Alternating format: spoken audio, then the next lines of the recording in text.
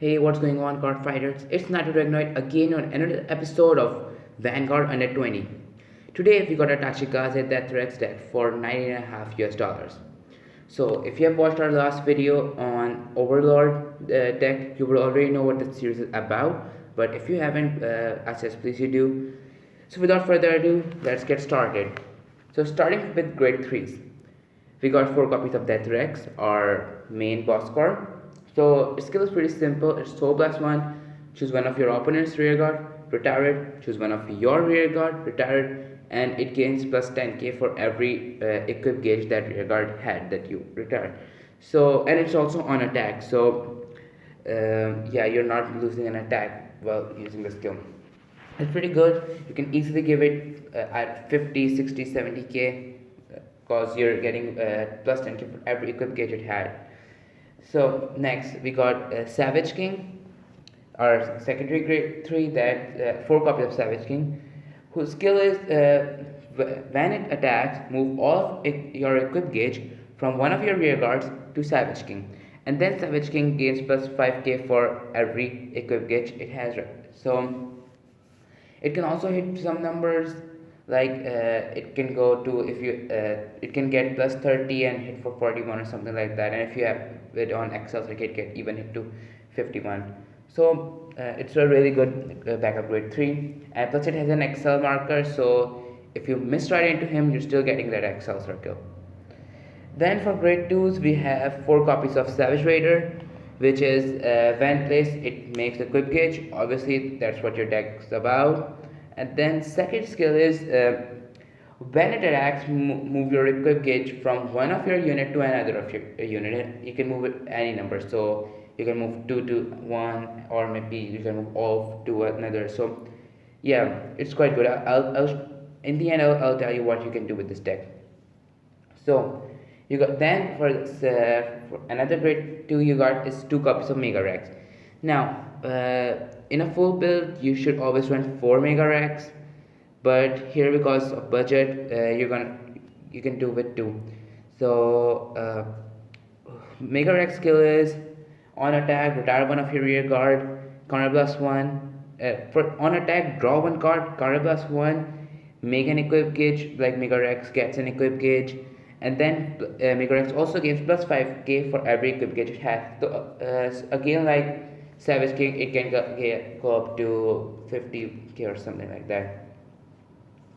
Then we got 4 copies of Blight Tops, a really simple grade 2, which is when it's retired, counter plus 1, return 2 equip gauge from Blight Tops to your hand. So yeah, if you mistakenly got a PG or something you need on Blight Top as an equip gauge, you can just retire it and can put it in your hand.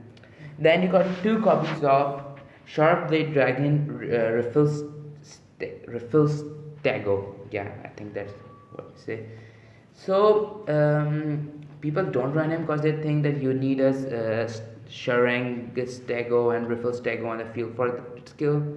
But for a budget option, it's not too bad. If your budget's higher, you can remove it to add 2 more Mega Rex, but right now its skill is counter blast 1, retire one of your rear guard, and all your Sharang Stego and all your Refill Stego gets plus 10k. So even if you don't have any other Sharang Stego or Refill Stego on the field, you just have this one copy of this card, you can still give 10k to it.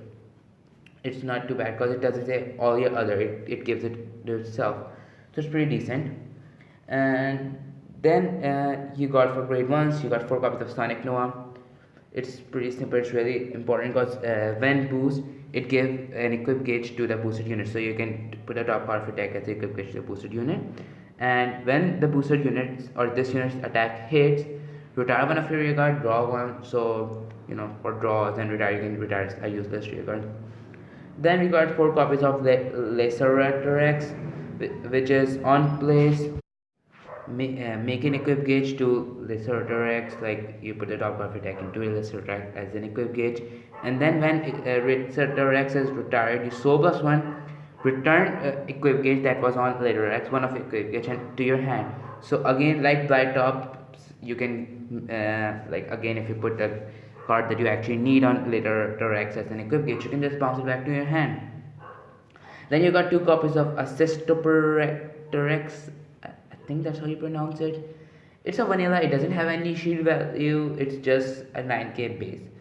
So it's your primary right target if you get that in your hand because you have a 9k base. Or if you don't get that hand, you can still call it to rear guard and for attacking and or boosting. Then you got 3 copies of Skyptero, which is when retired from rear guard, counter +1 and return it to your hand, so you can just bounce it back to your hand. Then you got you're running 4 copies of drop PGs. I forgot the name, but you like this. As in the last video I said, they're not that expensive. They're pretty cheap, so you can always run that. So 4 copies of drop PGs, 4 heal, 4 crits, and 4 front. You can mess around with the trigger lineup if you want to, but for me it works. So let's get into how this deck works actually. So like you'll be making equip gauge all your game. Your MVP here is Mega Rex Savage and Savage Raider first, cause whenever Savage Raider is placed, you make an equip gauge, put it there, and you'll be doing it like all the way. So when you hit grade 3, you already have like I don't know 4 equip gauge on Savage Raider. I think you may have 4 equip gauge on Savage Raider because you'll be making them with later X, or and you'll be also calling a Sonic Nova in the back row of that Savage Raider. So when boosting with Sonic Nova, put a equip gauge on Savage Raider.